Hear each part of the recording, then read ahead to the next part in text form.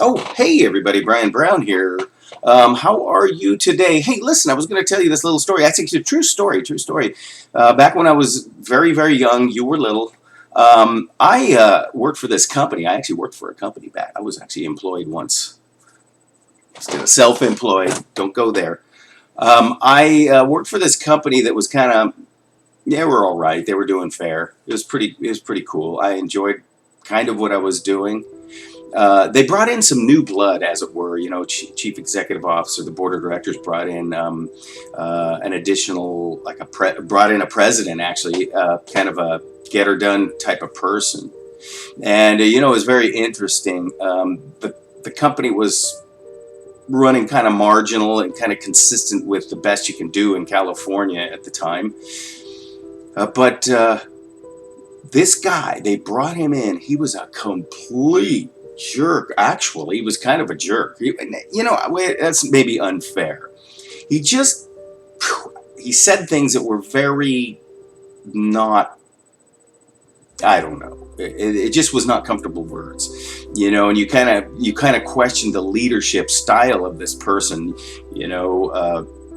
With the harsh words and kind of like right out there in your face, totally. It was interesting because we all respected him, but just didn't, kind of almost dreaded his presence a little bit because he was kind of harsh. But he had a real nice soft spot in him, but he was really harsh on his words. But, you know, it was really interesting because the company was running margin, it was running like 8% margin, which is just horrible. You know, in the real world, you kind of want at least 30%, you know, 15, whatever, but you really want 30%. Anyway, he brought that company to total financial glory, and it showed. I mean, there were a new fleet of vehicles. There were all kinds of market share. I mean, it was squishing all the other competition. Company was growing by leaps and bounds. Behind the scenes was this guy, kind of charismatic, but kind of, oh, whoa, easy there, fella. And so we actually all learned to really like him and respect him, and kind of got used to his really rugged communication style, which, let's face it, it was. I mean, people who know who I'm talking about can all agree the guy was, anyway, jagged around the edges, to say the least. And so the company really took off. And then as time went on, he got retiring age and he sold his options out, and he did retire. And the board of directors brought in this other person, kind of a young, well, it wasn't really young, but it was kind of this softy, you know, guy who kind of massaged the workers and had lots of kind of parties and events and things, and always gave speeches, you know, really enjoyed giving speeches, and kind of would, you know, talk about himself and how great he was in the past, and kind of resting on his laurels. Well, and he spent a lot of money. I mean, there was so much money spent. There were steak dinners and hotel things for everybody, and there's a lot of give. Well, I got news for you. That person, that new CEO, ran the entire company into the ground.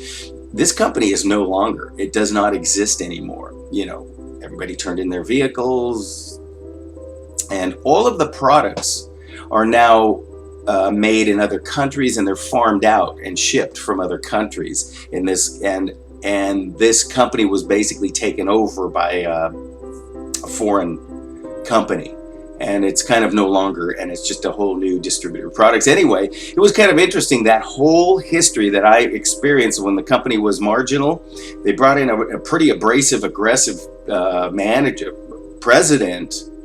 The company really took off by leaps and bounds, and then time cycled through and he retired, and they bring in some kind of softy, inexperienced, disingenuous, phony plastic person, and it just drove that company in the ground. And then it ended up being all absorbed by a foreign country manufacturer who will remain unnamed. And so I guess it's like this. Are you getting this at all? Because what I described to you is a true story, number one. And I have the background and experience to know that a corporation with people is a miniature version of a government. It works the same. It has a board of directors, that's your Congress people. It's got representatives that represent the employees. Well, it was a union shop. It had every aspect of a hierarchy of a government.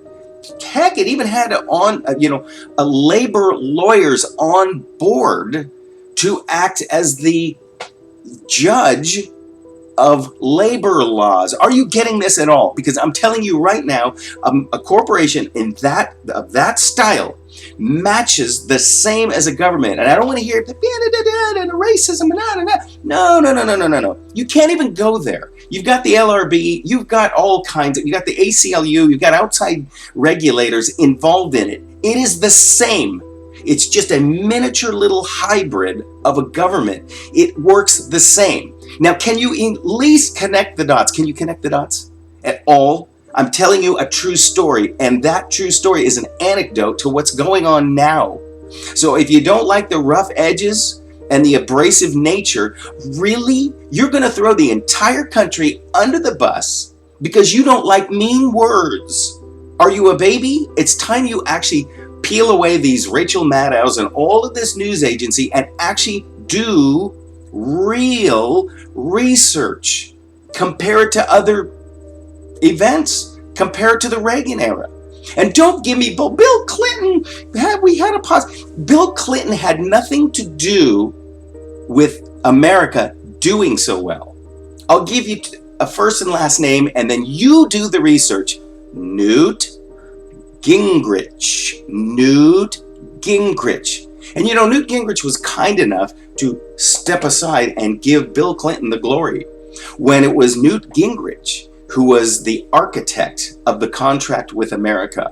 So don't even give that pervert guy any credit for that.